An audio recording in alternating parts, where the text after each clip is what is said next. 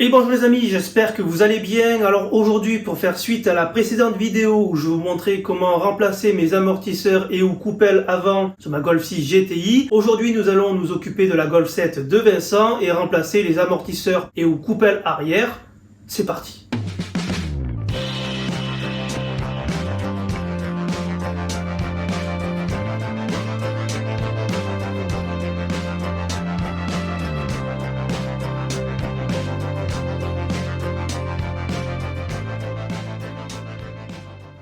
Alors commençons par le plus simple, à savoir retirer la protection des goujons à l'aide de la clé prévue à cet effet.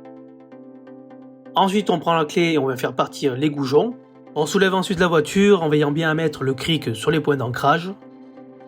Une fois que c'est fait, il ne reste plus qu'à retirer les goujons et enlever la roue.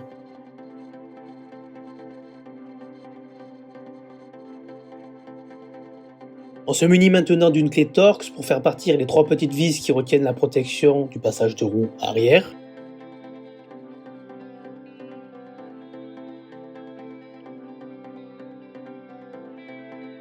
On se munit à présent d'une clé du 18 pour faire partir la base de l'amortisseur. Je soulève à présent la voiture puisque la chandelle de protection ne sert plus à rien puisque j'ai retiré la base de l'amortisseur. Maintenant je vais m'attaquer à la partie supérieure de l'amortisseur qui est retenue par deux boulons de 16.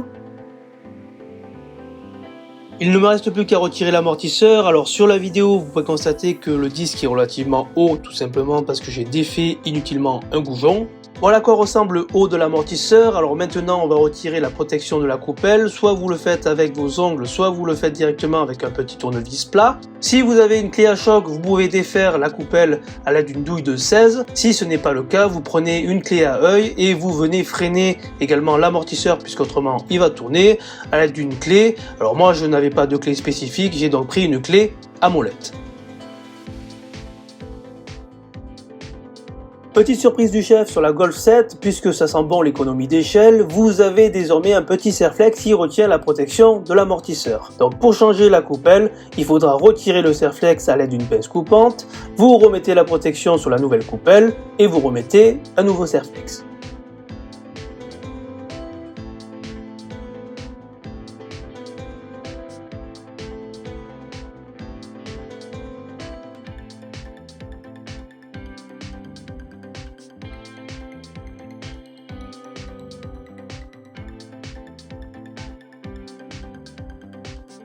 Et maintenant, il ne reste plus qu'à remonter le nouvel amortisseur dans la nouvelle coupelle. Alors pour ceux qui suivent, vous avez sans doute remarqué que j'avais parlé précédemment d'un écrou de 16 pour démonter l'amortisseur.